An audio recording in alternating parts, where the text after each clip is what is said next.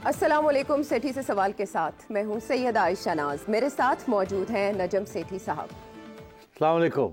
सेठी साहब, इतना जोरदार आपने इस्लाम किया तो मेरा दिल है जरा आज आपको फास्ट बॉलिंग भी जोरदार सी कराई जाए। तुमने क्रिकेट में कब से इंटरेस्ट लेना शुरू कर दिया?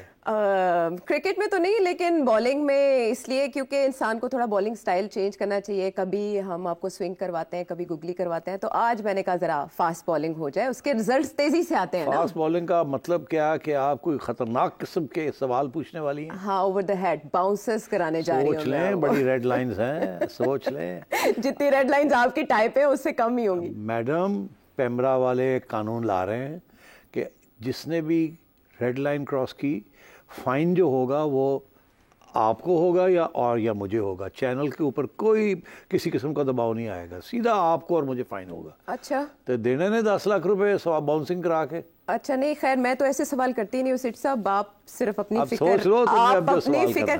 असल में मैं नपातुला में आपसे सीख चुकी हूँ। जिस तरह नपातुला तबसरा आप करते हैं ना, मैं कोशिश करती हूँ कि मैं कोई ऐसा सवाल करूँ जिसपे गिरफ्त में ना सकूँ। और जाहिर करके देखो। हाँ बिल्कुल, वो सवाल कुछ इस तरह से अब मैं फ्रेम करूँगी थोड़ा सा केयरफुली, कॉशियसली, कि आपको पता है कि जो हल्फ बर्दारी है कैबिनेट की, वो थोड़ी डिले इसलिए हुई कि पहले सदर ममलिकत आ जाए। आरिफ अलवी साहब तो रुखसत हो चुके हैं ऐवान सदर से, अब आसिफ अली जरदारी साहब पर तोल रहे हैं कि वो आ जाए ऐवान सदर में, और उसके बाद वो नुमाइंदों से, कैबिनेट से, मुंतखब वज़रा से हल्फ लें। तो जो कैबिनेट है उसको सभी बड़े इश्तियाक से देख रहे हैं कि इसमें कौन कौन हो सकता है। सारे नाम गर्दिश में, इसहाक डार साहब के हवाले से आप इतने अरसे से बात कर रहे हैं, लेकिन कुछ बातें जो हैं वो हवाओं में हैं, आपकी ज़ुबान से लोगों ने नहीं सुनी। जैसे हम खबरें सुन रहे हैं कि राना सनाउल्लाह कहाँ जाएंगे, इसहाक डार साहब की कहाँ एडजस्टमेंट हो सकती है। फिर एक ऐसी शख्सियत है जिनके बारे में कहा जा रहा है कि चोपड़ियाँ, वो भी दो जगह पर उनकी एंट्री है। तो मुझे ये बताएं, जो कैबिनेट शहबाज शरीफ साहब की बनने जा रही है, इसमें इस्टेब्लिशमेंट का कितना इनपुट हो सकता है? आई न्यू इट कि ये आपने इस्टेब्लिशमेंट को लाना ही लाना किसी न किसी सवाल के अंदर। सोच लो फिर से। इस्टेब्लिशमेंट सिर्फ सवाल में नहीं है, हर जगह है। हाँ, ये तो है। इस्टेब्लिशमेंट की इनपुट क्या है? जी, कैबिनेट में। चलें फिर आज कुछ खरी खरी बातें हो जाएं, क्योंकि हकीकत है ना। हम तो ये नहीं कह रहे क्या अच्छा है और क्या बुरा है। आपने एक सवाल पूछा क्या इनपुट है, मैं आपको इनपुट बता देता हूँ। अब वो अच्छी बात है या बुरी बात है उसके ऊपर मैं कोई नहीं तबसरा करूँगा, बिकॉज वहाँ रेड लाइन आ जाएगी। ठीक है। अच्छा, आपने राना सनाउल्लाह की बात की जी। मेरा ख्याल है कि एस्टैब्लिशमेंट नहीं चाहती कि राना सनाउल्लाह इंटीरियर में आए, क्योंकि राना सनाउल्लाह जाना वहीं चाह रहे थे। इसीलिए ये सामने रखते हुए अभी तक राना सनाउल्लाह साहब का फैसला नहीं हुआ कि वो प्रोविंस में रहेंगे या इस्लामाबाद जाएंगे, मगर फैसला ये हो गया कि इंटीरियर में नहीं जाएंगे। ये हो गया फैसला? जी, ये हो गया ना, क्योंकि अब अगली बात जो आपने कही कि कोई साहब हैं जो दो ओहदे रखना चाहते हैं, चोपड़ियाँ। अब वो चोपड़ियाँ वाले साहब की जो जिक्र आ रहा है, वो मोहसिन नकवी साहब हैं, मेरे बड़े करीबी दोस्त भी हैं। तो मोहसिन नकवी साहब जो है उनके बारे में ये कहा जा रहा है कि वो इंटीरियर में जा रहे हैं। ठीक है, और वो मेरा ख्याल है मोर और लेस कन्फर्म्ड है। अब सवाल ये है कि इंटीरियर में जा रहे हैं तो क्या पीसीबी भी रखेंगे कि नहीं। ख़बर ये है कि वो दोनों रखना चाह रहे हैं, कि वो पीसीबी भी रखना चाह रहे हैं और इंटीरियर भी रखना चाह रहे हैं। चलें आगे बढ़ें। उनको क्यों चुना फॉर इंटीरियर? पीसीबी का तो समझ आती है, वो सीएम बन के आए हैं, पीसीबी में थोड़ा सी सेलिब्रिटी स्टेटस मिल जाता है, और मगर जो गाड़ियाँ आगे और गाड़ियाँ पीछे तो पीसीबी में नहीं मिलती ना। गनमैन इधर और गनमैन उधर, वो तो नहीं मिलते ना। आप जब जाते हैं तो आप एक ही गाड़ी में जाते हैं, 2 गाड़ियाँ नहीं होती पीसीबी में। यहाँ तो जब इंटीरियर मिनिस्टर जाएगा तो 6, 7, 8 गाड़ियाँ इधर, और वो तो होता है। तो और पावर बहुत है ना यहाँ, तो पीसीबी में क्या पावर है, और रिस्पॉन्सिबिलिटी भी तो है। और खैर रिस्पॉन्सिबिलिटी तो उनकी है जो कि लगाते हैं। तो अब ये है कि मोहसिन नकवी साहब क्यों गए हैं इंटीरियर। देखिए, उनका किरदार पंजाब के अंदर इस्टेब्लिशमेंट को बहुत पसंद आया। उन्होंने जो क्रैकडाउन की अपोजिशन के ऊपर, वो नुमाया है, और ख़ुद नज़र नहीं आए, पुलिस उनकी नज़र आई, और बहुत सी कहानियां हैं, पीटीआई वालों से पूछे क्या हुआ और क्या नहीं हुआ। बिल्कुल, वो मोन्टाज वगैरह चलाते रहते हैं। तो मेरा ख्याल है कि ये उनकी क्रेडिट में जाता है as far as the establishment is concern, कि तकड़ा। ठीक है, कोई he got the job done actually, he got the job done जो उनको दिया था। तो इसलिए आई थिंक दे थिंक के इस्टेब्लिशमेंट में भी, इंटीरियर में भी, तो वो तो सब जगह पे ही है ना, to get the job done, ठीक है ना। हाँ, तो वो दे वांट, पहले आपको पता है उन्होंने सरफराज बुगटी साहब लेके आए और वो भी बड़े तकड़े थे, जो कहा जाता था वही करते थे, अपनी उनकी कोई सोच नहीं थी, इसीलिए उठा के उनको अब बलूचिस्तान ले गए हैं। वहाँ भी, वहाँ बलूचिस्तान में तो स्पेशल इंटरेस्ट है ना एस्टेब्लिशमेंट का, फॉर नंबर ऑफ रीजंस। वहाँ टेररिज्म भी हो रही है, फॉरेन इंटरवेंशन भी है, फिर ईरान बॉर्डर इश्यूज है हमारे सारे, तो वहाँ they always want their own man. तो बुगटी साहब is the right choice for, and so they want their own man. They don't want anybody answering to any of the tribal leaders or politicians. They want their own man जो yes sir करके report करता है और जो कहा जाता है वो करता है। ठीक है। तो मेरा ख्याल है मोहसिन को भी इसी वजह से इंटीरियर में ले गए कि उनकी कारकर्दगी पंजाब में इस्टेब्लिशमेंट के पॉइंट ऑफ व्यू से बहुत अच्छी रही है। हम लोगों को तो, हम तो उनकी शक्ल देखते रहे ना जब वो स्पीडी गोंजालेस बने हुए थे, इधर गए स्पीडी मोहसिन। जी, मोहसिन स्पीड का नाम दिया गया था उन्हें। तो वो मोहसिन स्पीड जो थी वो पुलिस की कार्रवाई में पुलिस की नज़र आई, मोहसिन की नज़र नहीं आई, पीछे तो वही थे। तो उनकी जो नज़र आई है वो हॉस्पिटल जा रहे हैं, फ्लाईओवर्स बना रहे हैं, अंडरपासेस बना रहे हैं, वगैरह वगैरह वगैरह। हाँ, कुछ मंसूबे ऐसे भी थे जो मुकम्मल नहीं हुए लेकिन इफ्तिताह करके गए। तो ये बहुत क्रिटिकल पोस्ट थी, तो इसलिए एस्टैब्लिशमेंट ने चुना बंदा जिसके उन्होंने अपना अभी रिसेंटली डेमोन्स्ट्रेट किया है कि मैं कितना काबिल हूँ हुक्म मानने में, और जो आप काम कहते हैं वो मैं करूँगा, और करके दिखाया। तो इधर वो तो उधर गए। आगे आइए आप, इसहाक डार साहब का केस हमने थोड़ा सा पहले भी डिस्कस किया। फिर डिस्कस करने की ज़रूरत इसलिए है कि अब जो खबर आ रही है वो ये आ रही है कि इसहाक डार साहब को फाइनेंस से रोका गया। उनकी बड़ी ख्वाहिश थी, नवाज शरीफ साहब की भी ख्वाहिश थी, मगर इस्टेब्लिशमेंट नहीं चाहती थी। और तो इसलिए फिर उन्होंने सोचा कि अब क्या कोई इज़्ज़त वाली चीज़ दी जाए जिसमें डार साहब और मियाँ साहब जो है थोड़े से रजामंद हो जाए। तो फिर तो जाहिर है फिर वो फॉरेन ऑफिस ही है, और क्या है, और कुछ तो छोटे मोटे मिनिस्टर्स हैं। फिर ये भी डिस्कस हुआ कि डिप्टी प्राइम मिनिस्टर होने का नहीं, कोई ज़रूरत नहीं, आप इसहाक डार साहब को फॉरेन ऑफिस दे दें। हमने कल ही डिस्कस किया था कि वहाँ प्रॉब्लम्स क्या हो सकते हैं, मगर जो लेटेस्ट खबर जो है ये है कि जब ये हुआ कि जी इसहाक डार साहब को फॉरेन ऑफिस देना है, तो फिर इस्टेब्लिशमेंट ने ये सोचा कि अब ठीक है, हमें भी कोई थोड़ी बहुत कंसेशन करनी पड़ेगी। वो तो नहीं चाहते थे कि ये जाए वहाँ, वो तो चाहते थे कोई और दो, इधर उधर कॉमर्स दे दो, ये दे दो, वो दे दो। अच्छा। तो मगर फिर वो टू लो पोस्ट। तो फिर उन्होंने क्या किया, आज की खबर ये है कि 2 लोग और जी अकोमोडेट किए जाएंगे वहाँ। हाँ, मुलाकात भी की है उन्होंने, मुलाकात भी की है। वो 2 लोग कौन है आयशा? तारिक फातिमी साहब है और जलील अब्बास जिलानी साहब। अच्छा, अब तारिक फातिमी साहब कौन है और जलील अब्बास जिलानी साहब कौन है? तारिक फातिमी साहब ओरिजिनली बड़े हार्ड लाइन हॉकिश और नवाज शरीफ के करीबी साथी रहे काफ़ी अरसे से। उनकी अहलिया को नवाज शरीफ साहब ने सीट भी दी हुई थी रिजर्व सीट्स में से, और बहुत करीब थे वो नवाज शरीफ साहब के। मगर उनकी रेपुटेशन ये थी कि वो नवाज शरीफ साहब की फॉरेन पॉलिसी चलाना चाहते थे, इस्टेब्लिशमेंट की फॉरेन पॉलिसी नहीं चलाना चाहते। तो वो एक स्टेज ऐसी आई जबकि नवाज शरीफ साहब ने इस्टेब्लिशमेंट की फॉरेन पॉलिसी को चैलेंज किया, आपको याद होगा, जिहादी ग्रुप्स के ऊपर, जिसकी वजह से फिर वो डॉन लीग्स उसमें ये ऑलमोस्ट मारे गए जी, बली चढ़ी। वो लोगों ने एस्टेब्लिशमेंट ने कहा कि इन्होंने लीक की होगी या परवेज रशीद ने की होगी, साहब का नाम और तो इनका नाम तब हमें पता चला कि हॉकिश ट्रेंड है ये। तो फॉरेन ऑफिस जो है ना उसकी मलकियत इस्टेब्लिशमेंट की है। अच्छा। वहाँ कोई आज़ाद थिंकिंग नहीं हो सकती, और जो लोग वहाँ समझते हैं कि वो आज़ाद थिंकिंग कर रहे हैं, वो सिर्फ इस किस्म की आज़ाद थिंकिंग करते हैं। उनको कहा जाता है ये नहीं होना, ये नहीं होना, ये नहीं, आपने क्या, आप ये कंसीड नहीं कर सकते, ये नहीं कंसीड कर सकते। भाई इन पैरामीटर्स के अंदर, इन इस गोल दायरे के अंदर आप टैक्टिकली जो हैं अगर कोई कंसेशंस ले सकते हैं तो ले लें, अदरवाइज ये नहीं होगा, ये नहीं होगा, ये नहीं होगा। तो उनके पास खास स्कोप नहीं होती डिप्लोमेट्स के पास, तो वो ये असर ही होता है, और वो छोटी मोटी वो इधर उधर की बातें होती हैं। तो इन्होंने क्या किया कि जलील अब्बास साहब को साथ लगा दिया। अब जलील अब्बास साहब का भी हमने कल जिक्र किया था, या परसों किया था, या पिछले दफ़ा, हाँ, कि ये क्यों नहीं प्राइम मिनिस्टर बने, और ये बनने जा रहे थे, तो फिर आखिरी वक्त पे इनको नहीं। मेरा ख्याल है उस वक्त भी इस्टेब्लिशमेंट की ये सोच थी कि इनको फॉरेन ऑफिस में ही हम रखेंगे। जिलानी साहब जो हैं बहुत ही नहायत तफीस शख्स, शरीफ आदमी, highly intelligent, but 110% establishment man.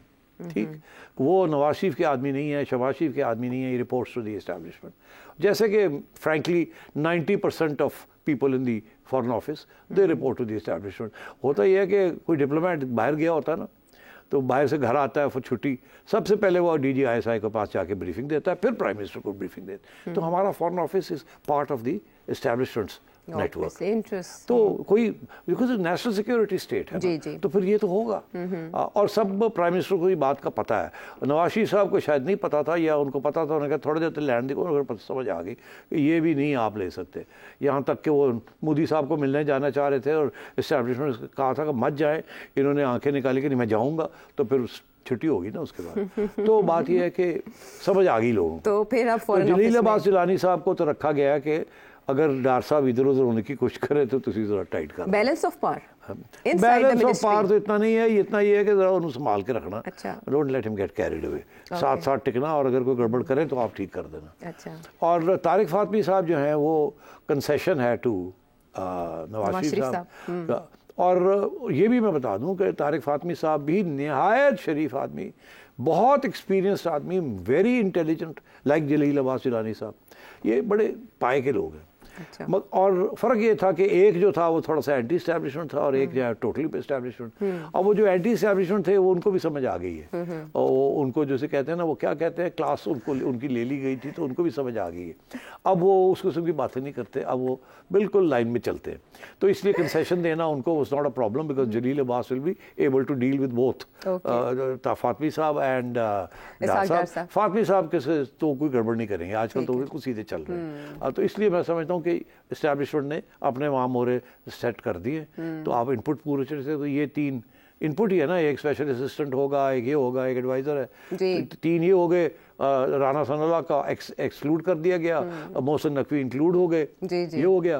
तो अब आगे क्या है? क्या है आगे आप बताएं, कोई और पूछना चाहते हैं किसी के बारे में? अच्छा, इससे रिलेटेड लोग तो ये पूछ रहे हैं कि मोहसिन साहब के पास ऐसी गिदड़ सिंगी कौन सी है कि ओहदे खुद चल चल के उनके पास आ रहे हैं, लेकिन वो आपने अपने तज्जिए में उसका जवाब दे दिया। अब मेरा ख्याल है हम आते हैं ज़रा बड़े मामलात की तरफ। आप जैसे और भी मिनिस्ट्रीज़ हैं, मगर अभी मेरा ख्याल है थोड़ी सी इंतज़ार करते हैं, कुछ अपॉइंटमेंट्स हो जाएँ तो फिर मैं आपको बताऊँगा कौन मिनिस्ट्री में कौन लगा है और क्यों लगा है, और उसके पीछे कौन है और सामने कौन है। I will tell you. अभी फाइनेंस की बात हो रही थी ना, तो फाइनेंस टीम भी जो बन रही है उसके अंदर भी total 100% establishment. But it is said, Sadiq Malik साहब ने एक्चुअली कहा कि उसमें इनपुट इसहाक डार साहब की भी उनकी मुशावरे से मुआशी टीम तशकील दी जा रही है। Is it so? यही कहना पड़ता है ना, और क्या? अच्छा, ये कहना पड़ता है। मजबूरी का नाम, शुक्रिया, खुदा दा खौफ करो। अच्छा ठीक है। और बहरहाल डार साहब बोलेंगे, डार साहब जहाँ भी बैठे होंगे वो अपना तज़िया देंगे। जैसे मिफ्ता को उन्होंने, मिफ्ता इस्माइल साहब को नहीं बख्शा था, इस तरह से क्या यहाँ पर भी ऐसे ही तबसरे करेंगे? कोई समझ आ गई है कि करना पड़ेगा। ये जो फ्रंट फुट पे वो चौके छिक्के मार रहे थे पहले, कि वो तो अब इस एडमिनिस्ट्रेशन के अंदर वो चौका छिक्का नहीं मारेंगे, वो उनको स्टंप कर दिया जाएगा अगर उन्होंने कोशिश की। हालांकि वो क्रीज में ही होंगे, मगर उनको स्टंप कर दिया जाएगा और अंपायर जो है वो कर देगा। तो सबको समझ आ गई है कि गेम क्या है और क्या। आप और मुझे शायद अभी रेड लाइंस की समझ नहीं आई, हम भी बड़े ख्याल से चलना पड़ता है हमें, तो उनको तो सबको समझ आ गई है। जो हुआ है यहाँ इस मुल्क में ये पिछले महीने में वो सबको अब समझ आ गई है कि ये जो इरादे हैं इस वक्त वो ये हैं, यही हैं कि रहने दो, हमारा दस्ते शफकत रहेगा। हमारा दस्ते शफकत क्या, अगर आप मुझे एक इजाज़त दें एक बात करने की, ये हम हाइब्रिड प्लस बातें करते हैं ना, ये क्या है? ये हाइब्रिड प्लस इमरान खान को हम हाइब्रिड कहते थे जी, हाइब्रिड रिजीम कहलाती थी, हाइब्रिड रिजीम कहते थे ना।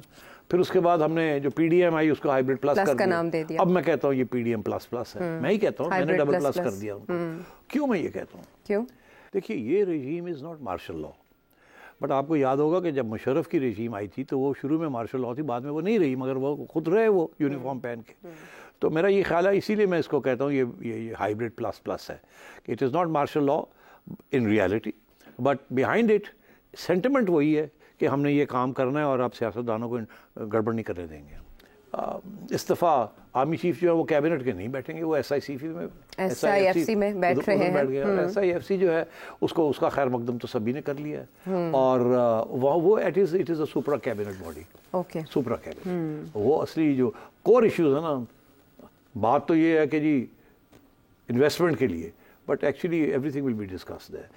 इसका नाम नेशनल सिक्योरिटी काउंसिल नहीं है, उसका नाम SIFC है, मगर है वो actually de facto national security council, जहां आर्मी चीफ खुद आके बैठ जाए, मॉनिटर करेंगे ना everything. Army chief is not an economist, army chief is not somebody जो कि इन्वेस्टमेंट लेके आएगा। इन्वेस्टमेंट लाने वाले तो आपके ब्यूरोक्रेट्स हैं, पॉलिटिशियंस हैं, जिनको जाके एक्सप्लेन करना पड़ता है इकोनॉमी क्या है। Army doesn't know what economy. उनको मोटी बात का ये पता है कि इस वक्त ये चीज़ें फॉलो करनी है ताकि इकोनॉमी जो है, उनको जो ब्रीफिंग्स मिली हैं from international and domestic experts, और उन्होंने कहा जी बस कर दो। तो इसलिए मैं समझता हूँ कि रियल इंटरवेंशन जो है, मैं इसीलिए मैंने इसको हाइब्रिड प्लस प्लस कहा है। मैंने ये नहीं कहा कि this is not a martial law regime, but this is as close to a martial law regime जो हमने देखा। डेमोक्रेसी इंडेक्स में भी ऐसी बात की गई है। और आप देखें कि कुछ खुशाइन बात, दो बातें जाते जाते कह दूं। एक ये कि मुशर्रफ साहब के ज़माने में कोई तशद्दुद नहीं हुआ। पहले 8 साल सारे मीडिया ने उनको वेलकम किया। उनकी हुकूमत हाईली एफिशिएंट, शौकत अजीज़ ने अच्छी कार्रवाई की, और भी जो लोग आए, और जिस तरीके से मईशत को उठाया, और 6% 5% ग्रोथ रेट हुए। सो कोई इतराज़ नहीं था। इट्स स्टेबिलिटी थी। 7 साल स्टेबिलिटी रही टिल 2007। तो स्टेबिलिटी थी, और सारे हर चीज़ चल रही थी। तो मैं ये समझता हूँ कि कोशिश है कि ये भी वैसे ही हो। फ़र्क क्या होगा, उस ज़माने में कोई ऑपोजिशन एज सच नहीं थी, सिर्फ एक नवाज शरीफ था, बाकी सारे जो थे वो मिल गए थे। अभी भी सूरत ऐसी है कि अभी इमरान खान नहीं है, बाकी सारे मिल गए। यहाँ तक तो एक सिमिलैरिटीज़ आपको नज़र आती हैं। फ़र्क ये है कि नवाज शरीफ साहब को 10 साल बाहर रहना पड़ा जी। क्या इमरान खान साहब को 10 साल जेल में रखेंगे? अभी ये सवाल ओपन है, ये क्लोज नहीं हुआ। उस वक्त तो क्लोज हो गया था, क्योंकि अग्रीमेंट हो गई थी कि आप जाएंगे, और आप मान गए थे, लेकिन और मोहतरमा को भी बाहर निकाल दिया था, वो भी 10 साल बाहर रही, 7-8 साल बाहर। अभी ये सारा सवाल ओपन है, ठीक है। इसलिए मैं ये समझता हूँ कि अगर तो ये स्टेबिलिटी ले आते हैं और सियासी तौर पर स्टेबिलिटी आ जाती है, और मईशत जो है वो IMF प्रोग्राम के ऊपर शुरू हो जाती है, तो फिर तो ये कामयाब हो जाएंगे। मगर अगर ये नहीं होता तो फिर यहाँ चर्चा होगा, फिर यहाँ इंस्टेबिलिटी होगी, फिर क्रैकडाउन्स होंगे, ठीक है, फिर मोहसिन नकवी हरकत पे आ जाएगा फिर तो मैं, और अभी मरियम ने भी कह दिया कि अगर गड़बड़ किसी ने की तो हम क्रैकडाउन करेंगे। तो मतलब एवरीबडी इज अलाइंड। Okay. तो अगर तो ये स्टेबिलिटी आ जाती है, और PTI जैसे लोग और आप जैसी ख़वातीन गड़बड़ नहीं करती, तो फिर कोई इशू नहीं है, ये चल पड़ेगा मामला।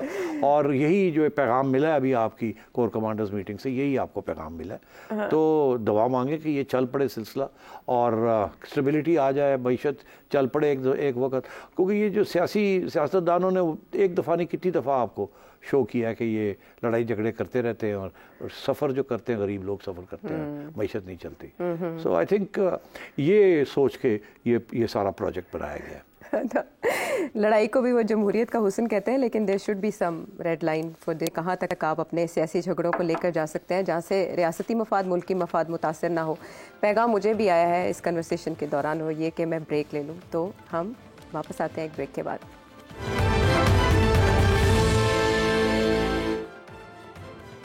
शो में एक बार फिर खुशामदेद। आज है 8 मार्च, और आपकी याददाश्त में ज़रूर होगा कि आज 8 फरवरी के इंतखाब को 1 माह मुकम्मल हो चुका है, और निज़ाम हुकूमत के आसार भी अब वाज़े हो चुके हैं। सिर्फ एक और मरहला जो कि की स्टेप है नेक्स्ट, वो है कल का सदारती इंतखाब। पेशावर हाई कोर्ट का फैसला भी आपके सामने कुछ मुबहम है कि उसका इतलाक़ कहाँ कहाँ होता है, खुसूसी जो रिज़र्व सीट्स हैं उनके मामले को लेकर वो एक बहस चल रही है कि वो कौमी असम्बली पे भी उसका इतलाक़ होता है, ये पेशावर असम्बली पे होता है, KP असम्बली पे होता है या नहीं होता। आज बहरहाल नेशनल असम्बली में भी 4 रिज़र्व सीट्स के ऊपर हल्फ हो गया, और पंजाब असम्बली में भी हल्फ उठा लिया गया रिज़र्व सीट्स के ऊपर, और जो माइनॉरिटीज़ हैं उन पे। लेकिन ये मामला Sindh high court, Lahore high court, Peshawar high court में ज़ेर समात है। अब वहाँ से आ चुका stay order Peshawar high court की तरफ से, और आज ये बात असम्बलीज़ में होती रही कि आप तौहीन अदालत कर रहे हैं। तो कल का इंतखाब हो सकता है या नहीं, मुतनाज़े होगा या नहीं, बता दें। हाँ ठीक है, गुड क्वेश्चन। बात यह है कि पेशावर हाई कोर्ट का एक ने कहा क्या है जी, जो पिटिशन आई है वहाँ वो उसने चैलेंज किया है इलेक्शन कमीशन ऑफ पाकिस्तान के फैसले को।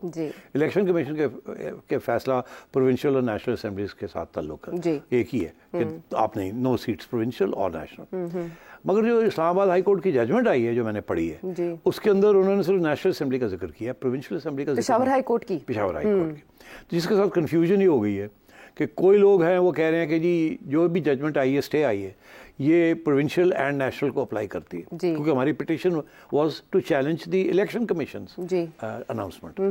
मगर जो जजमेंट में जिक्र आया वो प्रोविंशियल का नहीं आया, नेशनल असेंबली का जिक्र आया है। तो एक तो ये कंफ्यूजन हो गई है। पीटीआई वाले कह रहे हैं ये प्रोविंशियल और नेशनल को अप्लाई करती है और बाकी लोग कह रहे हैं नहीं ये सिर्फ नेशनल को अप्लाई करती है। तो एक तो ये कंफ्यूजन है। ठीक है, ये कंफ्यूजन क्लियर होगी मेरा ख्याल है 13 तारीख को। जी 13 मार्च को दोबारा समात है। अच्छा, यहाँ तो ये हो गया। ऊपर चलिए, आदुर चलिए, कराची चलिए, जी Sindh high court, Sindh high court चलिए। तो अब जहाँ सिंध हाई कोर्ट है वहाँ ये फैसला आया कि सबको बुला दिया उन्होंने, सब पिटिशनर और बाकी लोग जी, इलेक्शन कमीशन को भी बुला लिया, एमक्यूएम को, पीपल्स पार्टी सबको बुला लिया। उन्होंने कहा 28 को आप आए। इन द मीनवाइल उनका ये फैसला है कि हम नहीं रोकते किसी को फ्रॉम टेकिंग ओथ। अगर इसके साथ प्रेसिडेंशियल इलेक्शन में इम्पैक्ट आता है किसी से, डिसाइसिव हो जाता है, डिसाइडिंग फैक्टर बनता है, तो वो नहीं हो सकता। फिर हम इसको they are not allowed to do that. फिर हम इसको वापस कर देंगे, फिर काउंट नहीं करेंगे आप। काउंट नहीं करेंगे। मतलब ये है कि अगर नेशनल असेंबली के अंदर ये सीटें गिन के 2 या 3 सीटों से जरदारी साहब जीतते हैं तो फिर तो ये माइनस हो जाएंगे, फिर ये माइनस हो जाएंगी। और अगर वो 50 सीटों से जीतते हैं तो फिर रिजर्व सीट्स का कोई रोल नहीं है कि भाई वो फैसले के अंदर ठीक है वोट डाल दिया मगर उससे फर्क नहीं पड़ा, उन्होंने फिर भी हो जाना था। सिंध वालों ने इस किस्म की बात कर दी है, कर भी दी और नहीं भी की। तो डिटेल बात जो है वो पूरे सुन के करेंगे। लाहौर हाई कोर्ट में भी मैंने सुना है कि पिटिशन आ गई है। जी बिल्कुल है, और इन्होंने भी कुछ डेट दे दी। वो कह रहे हैं कि हल्फ पंजाब में तो हो ही गया ना असेंबली में, और आज ही नए chief justice Lahore high court भी आ गए हैं, तो एतराज़ात थे कुछ दरखास्त पे, वो दूर कर दिए गए हैं अब। तो यहाँ भी जैसे कहते हैं ना कोल्ड स्टोरेज में डाल दिए। इसका ये मतलब है कि बेसिकली जो हो रहा है इस वक्त वो होगा, वो चलेगा काम जी, और बाद में इसके ऊपर बहसें होती रहेंगी और देखा जाएगा कि सही है कि नहीं सही। सिर्फ जो सवाल आपने आखिरी पूछा जी कि मुतनाज़े तो नहीं होगा, ये मुतनाज़े है, उसकी वजह क्या है? उसकी वजह ये कि पेशावर हाई कोर्ट ने कम से कम ये तो कह दिया ना कि नेशनल असेंबली वाली सीट्स के ऊपर स्टे कर दिया जी, कि वो नहीं काउंट होंगी, वहाँ नहीं, वो ओथ नहीं लेना, उन्होंने कर लिया। अब पीटीआई वाले कह रहे हैं कि तौहीन अदालत है। अब सवाल ये है कि अभी तक तो कोई नोटिस नहीं हुआ कि जी तौहीन अदालत है, इधर आ जाओ ना ज़रा, तो कल तो वोटिंग हो जाएगी, बाद में देखा जाएगा। अगर वो बुला भी लेते हैं कि आपको कहा था कि आप वोटिंग ना करें, और कहेंगे जी सानू तो टाइम तो पता ही नहीं चलेगा कि वो कह रहे हैं हमें मौसूल नहीं हुआ और इसलिए वोटिंग हो गई है। तो वो क्या फ़र्क पड़ता है? उससे तो फ़र्क कोई नहीं पड़ा जी। फ़र्क साइकोलॉजिकल है। जरदारी साहब को रिजर्व सीट की ज़रूरत नहीं है टू बिकम प्रेसिडेंट।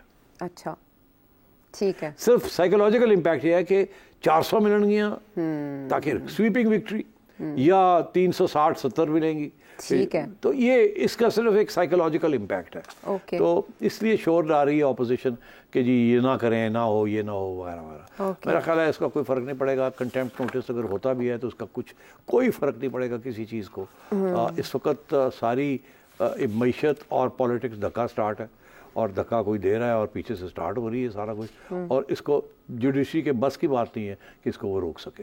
ठीक है, अच्छा ठीक है, हम इसमें हम समझ जाते हैं कि क्या हो रहा है, लेकिन कुछ चीज़ें ऐसी भी हैं जो इससे पहले नहीं हुई। अब देखें नवाज शरीफ साहब के खिलाफ भी केसेस चले और फिर नवाज शरीफ साहब को उसमें सज़ा भी हुई। इस वक्त इमरान खान साहब और जो दीगर पाकिस्तान तहरीक हैं तो उनके खिलाफ भी केसेस अदालतों में चल रहे हैं। लेकिन कुछ ऐसे पॉलिटिशियंस हैं जो कि उनके हक़ में बात कर रहे हैं, बड़े बड़े पॉलिटिशियंस हैं जो पहले नवाज शरीफ साहब के हक़ में बात करते रहे, महमूद अचकज़ई साहब।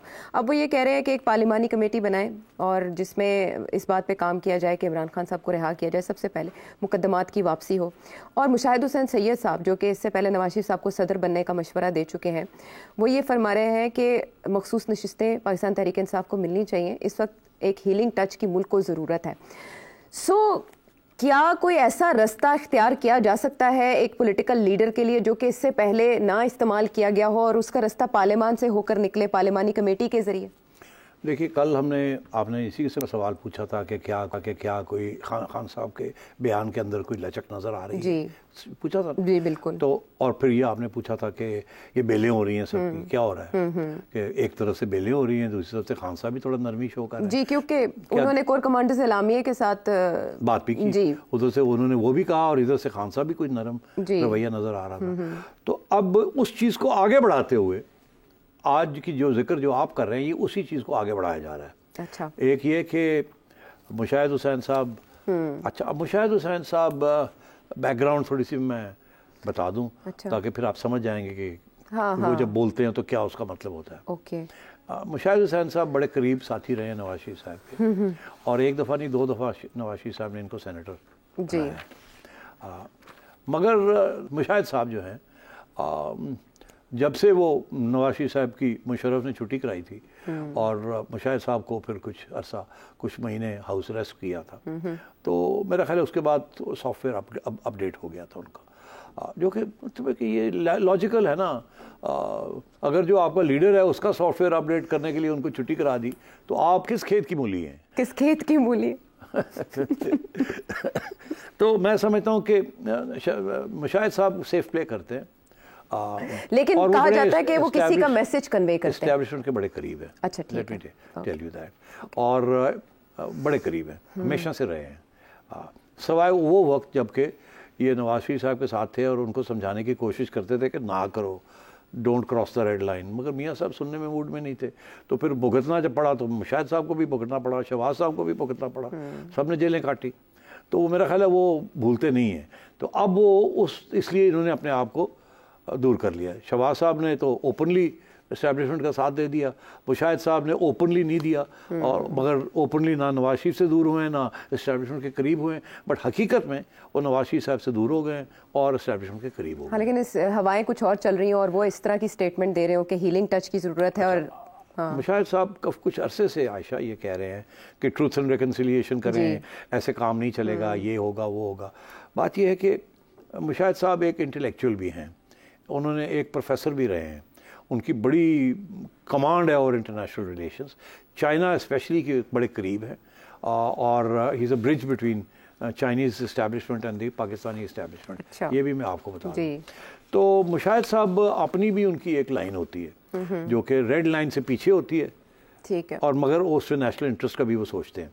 तो ये जो उनका जो फार्मूला ना जी कि चलो जी छोड़ो लड़ाई झगड़े छोड़ो, मिल के करिए, मुल्क चलाइए, ये sounds very nice, okay, and इसकी मलकियत वो खुद ही लेते हैं और कोई नहीं लेता इसकी मलकियत, क्योंकि ये आवाज़ जो है ना ट्रूथ एंड रिकन्सिलिएशन की ना नून लीग से आ रही है ना पीटीआई से आ रही है, इन सिंसेरिटी। अब वो कुछ लोग नून लीग के कहते हैं कि जी हाँ इकट्ठे हो जाए, ये हो जाए, हाँ वो मेक्स नो, वो हमें ड्रामा है सारा। अच्छा। हाँ, मगर ये है कि डेफिनेटली इस्टेब्लिशमेंट ये चाह रही है कि थोड़ा टेम्परेचर कम हो, पीटीआई बड़ी अग्रेसिव और उसके साथ बड़े ख़तरे हैं। तो establishment is trying to get people to float this idea कि यार इकट्ठे हो जाओ, मिल जाओ। उसका सिर्फ मकसद ये है कि इमरान खान को थोड़ा सा ठंडा करना है और उनके लिए कोई अपॉर्चुनिटी देनी है, कमीशन बना दें, अचकज़ई साहब कहते हैं जी, पार्लियामानी कमेटी बना दें, उसमें रिहाई की बात करें, या उन्होंने ये भी डाल दिया ना कि इमरान को रिहा करें। जी जी, तो थे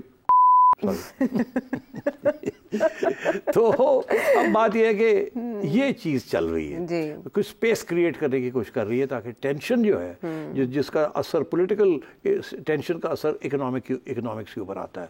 अब वो IMF को ये दिखाना चाह रहे हैं कि जी हम स्टेबल हुकूमत बनाने जा रहे हैं, आपके सारे हुक्म जो है तामील होगी वगैरह वगैरह। और ये जो फ्लोट हो रही है ना ये चीज़ें, ये वो लोग कर रहे हैं जिनको कहा गया है कि चलाओ इसको, हम तैयार हैं। इसका ये मतलब नहीं है कि कुछ हो जाएगा। अच्छा। इसका सिर्फ ये मतलब टेम्परेचर नीचे लाया जाए, कुछ अच्छी अच्छी बातें की जाए। और मुशाहिद हुसैन साहब फ्रंट फुट पे आ गए और वो चला रहे हैं इस बात को, और इसकी कोई इम्कान नहीं है कि ये कहीं जाएगी। अच्छा। अब आए मेरी तज्जिया। पहले तो मैं आपको बताया हो क्या रहा है, अब मैं कह रहा हूँ ये कहीं नहीं जाएगी। ठीक है। ये पीटीआई का कोई मूड नहीं है और उसके पीछे इमरान खान खड़ा है। ये सारी बातें चलेंगी। पीटीआई के अंदर भी बड़े लोग हैं जो कह रहे हैं खान साहब पीछे हट जाओ, कोई स्पेस क्रिएट करो। ठीक है। खान साहब भी स्पेस उतनी क्रिएट करेंगे जिसके साथ वो अपना बयानिया ना खो दें। उनके बयानिया की वजह उनकी पॉपुलैरिटी है, और बयानिया इज एंटी एस्टैब्लिशमेंट। ठीक, तो और इसीलिए वोट भी पड़ा है। ठीक है। तो मैं ये समझता हूँ कि ये गेम प्लेइंग हो रही है थोड़ा सा टेम्परेचर रिड्यूस करने के लिए। ठीक है। I think everybody wants the temperature to be reduced. Government भी चाहती है, एस्टैब्लिशमेंट भी चाहती है। मेरे ख्याल पीटीआई के अंदर भी बड़ी लोग हैं जो कहते हैं यार रिड्यूस करो। उनको डर लगा सानू फड़ के ले जाएंगे। लेकिन सियासत भी तो चलानी है ना। सियासत भी तो चलानी है ना, मजबूरी। हाँ तो ये मसले हैं। ये मसले हैं, सारी गड़बड़ कहाँ हो सकती है, कहाँ प्रॉब्लम्स हैं और कहाँ अपॉर्चुनिटीज़ हैं, इन सब के हवाले से एनालिसिस आपने जाना। अगर सभी सिचुएशन को डिफ्यूज़ करने की तरफ जा रहे हैं तो फिर इसमें रुकावट क्या हाल है, इस पर मज़ीद भी बात करेंगे आने वाले शोज़ में। वापस आते हैं एक ब्रेक के बाद।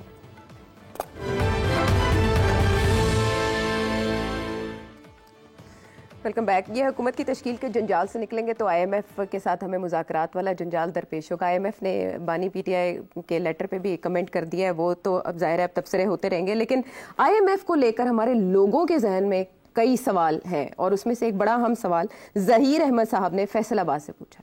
जी, जिस तरीके से वेस्ट जो है या आईएमएफ जो है ये हमें इकोनॉमिक शिकंजे में जकड़ रहा है, इससे निकलने का कोई वे आउट है और हमें अपने लोगों की ज़रूरियात पूरी करने के लिए आईएमएफ के पास जाना पड़ता है। ये कब तक ऐसा होगा? जो नवाज शरीफ ने मॉडल अपनाया था, मतलब वो कर्जे भी ले रहे थे और काम भी हो रहा था और साथ में वो वापस भी कर रहे थे, क्या वो तरीका सही था इनका? जी बहुत अहम सवाल है और शुरू से ही मैं एक इत्तेफाक नहीं करूँगा एक इस स्टेटमेंट से कि आईएमएफ ने आपको किसी शिकंजे में फंसाया है। एक्चुअली आपने अपने आप को एक शिकंजे में फंसाया है और आप भाग रहे हैं आईएमएफ के पास कि हमें निकालो इधर से। वो शिकंजा क्या है और आप क्या आईएमएफ की मदद क्या मांग रहे हैं, सवाल ये यहाँ आता है। देखिए नवाज शरीफ साहब का जो मॉडल था वो बड़ा सिंपल, मैं आपको एक्सप्लेन करता हूँ क्या था। उनका मॉडल था पैसे उधार लो, दुनिया को लो, बैंका को लो, ठीक, और ख़र्च करो। अच्छा। और ख़र्च करो उन चीज़ों पे जो कि जिसे हम कहते हैं नॉन प्रोडक्टिव एक्सपेंडिचर्स। अच्छा। वो क्या है नॉन प्रोडक्टिव एक्सपेंडिचर्स? देखिए अगर आप एक्सपोर्ट्स के अंदर देते हैं वो प्रोडक्टिव सेक्टर है। अगर आप कोई मैन्युफैक्चरिंग को देते हैं कोई सहूलत तो वो एक्सपोर्ट। वो उनका था ये मॉडल कि जी बिल्ड करो। अच्छा। सड़कें बिल्ड करो, इंफ्रास्ट्रक्चर की तरफ, infrastructure development. Infrastructure development long term के उसकी बड़ी फ़ायदे होते हैं इकोनॉमी को, शॉर्ट टर्म में खर्चे होते हैं, उनसे कोई आमदन नहीं मिलती आपको, ठीक। तो अब ये है कि नवाज शरीफ साहब का मॉडल ये था कि डेवलपमेंट करो, इसको डेवलपमेंट कहते हैं। डेवलपमेंट बजट खर्च करो, सारे पैसे उधार लो, फौज में जड़े पैसे चाहिए ने वो फौज को पैसे दे दें, वो हर साल 10-15% ज़्यादा मांगते हैं वो दे दें उनको, कोई लड़ाई झगड़ा नहीं करना। इसी तरीके के साथ बाकी सब्सिडीज़ जो थी एलिट्स के मुख्तलिफ ग्रुप्स को वो भी वो दे दें, एक्सपोर्ट वालों को दे दें, एग्रीकल्चर वालों को दे दें, जो जो देना है आप देते रहें और पैसे बोरो करके डेवलपमेंट करें। अच्छा। डेवलपमेंट के लिए सारे पैसे जो थे वो आपने उधार लिया। अब उधार कहाँ से लिया? कोई सऊदी अरेबिया से ले लिया, कोई चाइना से ले लिया, कोई वर्ल्ड बैंक से ले लिया, कोई एशियन डेवलपमेंट बैंक से ले लिया, ठीक, और कोई आपने लोकल बैंकों से ले लिया। उसके के साथ क्या हुआ कि एक स्टेज ऐसी आई कि इतना ज़्यादा उधार ले लिया। आज की जो सिचुएशन है जो कि जिसको ये हुकूमत कन्फ्रंट कर रही है वो ये है उधार आपने लिया हुआ है जिसकी इंटरेस्ट पेमेंट्स आ गई हैं सामने, वो उसका उधार वापस करना है और ये कोई 70 से 75% आपकी ग्रॉस नेशनल प्रोडक्ट जीडीपी जिसे आप कहते हैं, आपकी सारी मईशत की सारी साल की इनकम उसका 70% हिस्सा है। अब बात ये है आपके पास पैसे नहीं हैं कि आप उधार वापस करें। अगर आप उधार वापस नहीं करेंगे तो डिफ़ॉल्ट हो जाएगा। डिफ़ॉल्ट का ये मतलब है कि सारी आपकी इकोनॉमी जो भी इंटरनेशनल सिस्टम के साथ मिली हुई है वो टूट जाएगी और क्राइसिस आ जाएगी, यहाँ बहुत बड़ी क्राइसिस। कुछ भी नहीं चलेगा, सारा ही बंद हो जाएगा, बिजली बंद हो जाएगी, गैस बंद हो जाएगी, सारा कुछ बंद हो जाएगा। क्योंकि आप बिजली भी इंपोर्ट करते हैं, तेल गैस भी आप इंपोर्ट कर रहे हैं, आपकी जो डोमेस्टिक सप्लाईज हैं not enough and so on. तो जब आप उधार नहीं देते तो उसे अंग्रेजी में कहते हैं बैंकरप्ट हो गए। आप बैंकों से पैसे लेते हैं, दिवालिया। आप बैंकों को पैसे नहीं वापस करते, बैंक आ जाते हैं, ताले ला देते हैं, कहते हैं चलो जी बाहर निकलो और चलो जी ऑक्शन करो, उसको कहते हैं बैंकरप्सी डिक्लेयरिंग। तो मुल्क की बैंकरप्सी यही होती है कि आप इंटरनेशनल पेमेंट्स जो आपने करनी है वो आप नहीं कर पाते। इस वक्त आपकी इंटरनेशनल पेमेंट्स यहाँ तक आ गई हैं क्योंकि आपकी एक्सपोर्ट्स बड़ी नहीं है और आपकी इंपोर्ट्स कम नहीं हुई और आप बोरो करते रहे और आप इंटरेस्ट पेमेंट्स सर पे चढ़ गई हैं। तो वो तो अच्छा दिन थे कि आप इंटरेस्ट पेमेंट्स का सोचते नहीं थे, कर्जे ले ही जा रहे थे और खर्च कर ही जा रहे थे मुगलों की तरह। मगर मुगलों के तो पास बड़े पैसे थे ना, वो तो टैक्स ले लेके करते थे, यहाँ तो टैक्स है ही कोई नहीं। अब आए तो फिर आज जाना पड़ता है IMF के पास। और IMF के पास क्यों? क्योंकि वर्ल्ड बैंक जो आपको 1% पे आपको उधार देता है, वो कहता है हम नहीं देंगे, आपने पुराने पैसे वापस नहीं किए। जो 1-1.5% पे उधार लिए हैं वो भी नहीं वापस कर सकते। IMF से बाय द वे आप 1-1.5% पे लेते हैं, लोकली बैंकों से आप 20% पे ले रहे हैं, तो इसीलिए ये सबसे चीप सोर्सेज है उधार लेने की। मगर अब वो कह रहे हैं कि जी हमारे आपके जो इंटरनेशनल पेमेंट्स हैं, क्योंकि हमारे बॉन्ड्स भी हैं बाहर, हमने कोई $2 बिलियन के बॉन्ड्स भी फ्लोट किए हुए हैं, उनकी वैल्यू जो थी आधी हो चुकी थी, बिकॉज लोग फिक्र कर रहे थे कि डिफ़ॉल्ट ना हो जाए। तो ये एक क्राइसिस, अब उस क्राइसिस के अंदर आप कहाँ जाएंगे पैसे लेने के लिए? हमें ये कहा गया कि जी SIFC जो है $30 बिलियन ले आएगी जी, अराउंड 100 कहा जा रहा था, उसमें से मिडिल ईस्ट की कंट्री से। अब वो ये है कि सऊदी अरेबिया भी बैठा हुआ है जी, वादे हो गए हैं मगर आया कुछ नहीं। सऊदी अरेबिया भी बैठा हुआ है, चाइना भी बैठा हुआ है, ये इक्का दुक्का जो चीज़ थोड़ी मोटी मिल गई आपको, वो सब इंतजार में है कि क्या IMF आएगा कि नहीं आएगा। IMF आता है, हालांकि क्या $6 बिलियन क्या है, कुछ भी नहीं, 6 to 8 अब तो कुछ भी नहीं है 3 साल में। अब वो कहते हैं उसको 8 बना लेंगे, मगर उससे पहले बहुत से काम करने पड़ेंगे ताकि IMF को ये पता लगे कि आप वो इकदाम कर रहे हैं जिसके साथ मईशत सेट हो जाएगी और आपके पैसे जो आपने दुनिया के देने हैं आप वो दे सकेंगे। वो पैसे कहाँ से आएंगे? टैक्स सिस्टम से। अब टैक्स सिस्टम जो है इस वक्त 10% GDP का है, ये जो 18% पे लेके जाना है, ये कोई छोटी बात तो नहीं, डबल करना। बिल्कुल। तो ये बहुत से चैलेंजेस हैं। इसीलिए नवाज शरीफ का जो मॉडल था वो 6-7 साल 5 साल तो ठीक चला, क्योंकि उधार देने का वापस देने का तो कोई सोच नहीं रहा था। हुकूमतें जो आती हैं वो सोचती हैं हम 5 साल के लिए हैं, हमने इलेक्ट होना है, देखा जाएगा आगे जाके, हो सकता है इलेक्टेड हो, अगले देख लेना, अपना उल्लू सीधा करना है, बाद में जो मर्जी। उन्होंने अपना उल्लू सीधा किया और इमरान खान के खाते फेंक गए। इमरान खान फंस गया, उसने अपना उल्लू सीधा किया तो इस हुकूमत के आगे फेंक गया। ये हुआ है। They all done the same thing and अब ये आके we can't afford to do it anymore. तो इसलिए ये सारा कुछ हो रहा है, ठीक है, जो मैंने एक्सप्लेन किया। और अब तो बन चुका है ये स्नोबॉल इफेक्ट। आप देखें IMF कह रहा है कि आप FBR में रिफॉर्म्स करें, हमें इसके हवाले से रिपोर्ट दे, रिव्यू जो होगा वो उन चीजों पे होगा जो आज तक की नहीं गई, और ये कमिटमेंट करेंगे। सारा एजेंडा आयशा वही है जी, कि जी आपने $1 ट्रिलियन की डिफिसिट चल रही है, उससे आप इकट्ठा कहाँ से करेंगे जी। तो मेरा इसके जो फार्मूला है, मैंने कल आपको कुछ बताया था कि एक तो तरीका ये है कि जी आप डिमोनेटाइज करें 5000 के नोट को। दूसरा मैंने ये कहा था कि FBR को इजाज़त दें to look at the accounts, bank accounts of people जहाँ ब्लैक मनी पड़ी हुई है, और उस ब्लैक मनी को टैक्स करें और या एमनेस्टी दें, या जो भी है, और ब्लैक इकोनॉमी को कम करें और डिजिटल इकोनॉमी को बढ़ाएं। मगर और भी बहुत से इकदाम हैं। अब टाइम हो तो मैं बात करूँ। इकदामात है, अगर आप सजेस्ट कर रहे हैं ना, तो फार्मूला ज़ाहिर है बहुत से गर्दिश में होते हैं। एक पूछना चाह रहे हैं सवाल, हो सकता है रिलेट कर रहा हो, आपका आंसर उससे शामिल कर लें जी। कर लो। क्या वजह है कि दुनिया लिबरल इकोनॉमी की तरफ या फ्री मार्केट इकोनॉमी की तरफ ज्यादा जो है वो गई है, ना कि सोशलिस्ट इकोनॉमी की तरफ? इसकी क्या वजह है? ये नौफल है UAE से। अच्छा, बात यह है कि ये तो 1 घंटे इसके ऊपर मैं बात कर सकता हूँ, मगर कितने मिनट है हमारे पास? हमारे पास 2-3 मिनट। 2-3 मिनट यार जुल्म कर रही हो ये सवाल। अच्छा फिर मोटी बात कर लेते हैं, फिर इसको फिर किसी वक्त डिस्कस। बिल्कुल जरूर। देखिए, सोशलिस्ट इकोनॉमी फेल हो गई सोवियत यूनियन में और चाइना में, जो कि प्राइम एग्जांपल्स थे, और ईस्ट यूरोप में जो कि प्राइम है, वहीं सोशलिस्ट बनी इकोनॉमी बनी थी। वो कोल्ड वॉर के दौरान आहिस्ता आहिस्ता कोलैप्स करती गई, क्योंकि सोशलिज्म ने आवाम को इतना कुछ नहीं दिया जितना देना चाहिए था। रोटी पानी मिल गया, एजुकेशन मिल गई, हेल्थ मिल गई, मगर जब वो खरीदने जाते थे, ब्रेड खरीदने जाते थे या रोटी खरीदने जाते तो शेल्फें खाली पड़ी होती थी। तो in some senses socialist economy collapse कर गई। अच्छा। उस वक्त ये गोर्बाचोव साहब ने जब सोवियत यूनियन कोलैप्स किया तो वहाँ मार्केट इकोनॉमी अब सोवियत यूनियन में उन्होंने इंट्रोड्यूस की। उसके साथ क्या होता है मार्केट इकोनॉमी के साथ? वेल्थ तो, दौलत तो क्रिएट होती है। अच्छा। मगर वो चंद हाथों में जाती है, मगर वो चंद हाथ जो है वो बहुत अमीर हो जाते हैं। ठीक, वो सरमायादार बन जाते हैं बहुत बड़े, मगर कुछ फिर चीज़ें आवाम को भी मिलती हैं। ठीक। अच्छा, इसी तरीके के साथ चाइना में 1950s में बड़ी सख्त सोशलिस्ट इकोनॉमी थी। इनकलाब के बाद माओ ज़ेडुंग ने बहुत सारा कुछ ही नेशनलाइज कर दिया, ज़मीनें ले ली, ये कर दिया, यहाँ तक के लोगों को कहा कि शहर छोड़ के जाएँ, देहातों में काम करें, वगैरह वगैरह।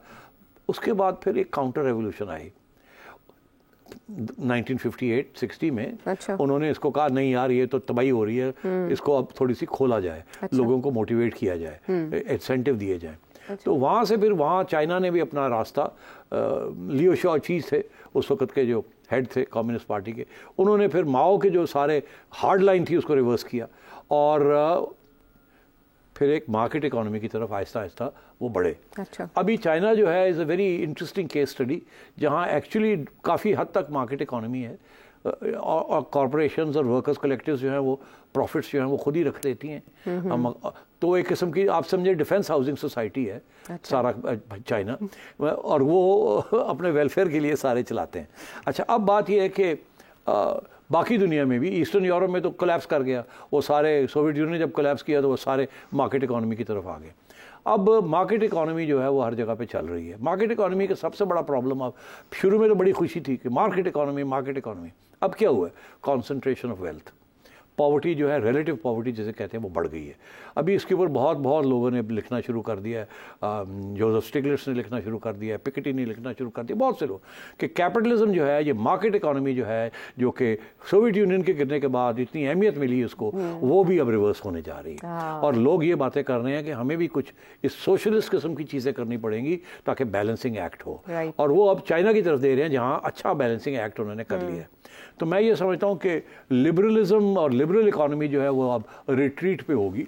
और अच्छा। हर जगह पे थोड़ी बहुत ये इक्वालिटी की तरफ, क्योंकि जो रिलेटिव पॉवर्टी है वो बढ़ती जा रही है। इसीलिए आप ये देख रहे हैं कितने प्रोटेस्ट शुरू हो गए हैं वहाँ, हर चीज़ के ऊपर लोग प्रोटेस्ट कर रहे हैं। ठीक है। और तो इसलिए ये कहना कि जी लिबरल इकोनॉमी बढ़ रही है, एक्चुअली लिबरल इकोनॉमी बढ़ने का 2 सदियाँ थी, सॉरी 2 दिहाइयाँ थी। उसके बाद अब लिबरल इकोनॉमी रिट्रीट पे है। और 2008 में जो लिबरल इकोनॉमी का क्रैश आया वेस्ट के अंदर, उसके ऊपर भी किसी दिन बात करनी चाहिए। वो एक टर्निंग पॉइंट है। उसके बाद इनको समझ आई है कि अब करना क्या है। उसके बाद कोविड आया, अब क्लाइमेट चेंज आ गया। तो अब ये सारी चीज़ें जो है ना, ये क्योंकि लिबरल इकोनॉमी तो क्लाइमेट चेंज को नहीं मानती ना, वो तो कहते हैं खुले आम लूट मार करो, कोई गल नहीं, कोल बर्न हो रहा है, ये हो रहा है, डजंट मैटर। तो रिसेशन के बाद ये रिवर्स की तरफ जाते हैं। ये अब इंटरवेंशन, स्टेट इंटरवेंशंस होंगी। ठीक है। तो वो that is not goal post of liberal economy, that is state intervention. तो अब स्टेट इंटरवेंशंस आपको नजर आएंगी, whether in the form of regulation, और ये क्लाइमेट चेंज के ऊपर क्या हो रहा है। और ये अब समझ आ रही है इनको कि ये जो लिबरल इकॉनमी है उसने क्लाइमेट चेंज आपके सर पे खड़ा कर दिया। ये लिबरल इकॉनमी ने किया, ये लिबरल इकॉनमी ने किया, अनब्राइडल्ड कैपिटलिज्म। तो ये हो रहा है, बेमहार कोई भी चीज हो ना तो वो प्रॉब्लम्स क्रिएट करती है। तो बहरहाल इसके ऊपर और भी बड़ी डिबेट हो सकती है, इसकी कई जहते हैं, लेकिन हैं भी बहुत इंटरेस्टिंग। आपने एक मिसाल दे के तो बहुत से लोगों के आइडियाज़ वाजे कर दिए होंगे, लेकिन चाहेंगे कि आने वाले शोज़ में इस पर तफसील के साथ गुफ्तगू मुमकिन हो सके। ऐसे इंटरेस्टिंग सवाल आप मज़ीद भी इस नंबर पर भेज सकते हैं। हमें अगले प्रोग्राम तक के लिए इजाज़त है।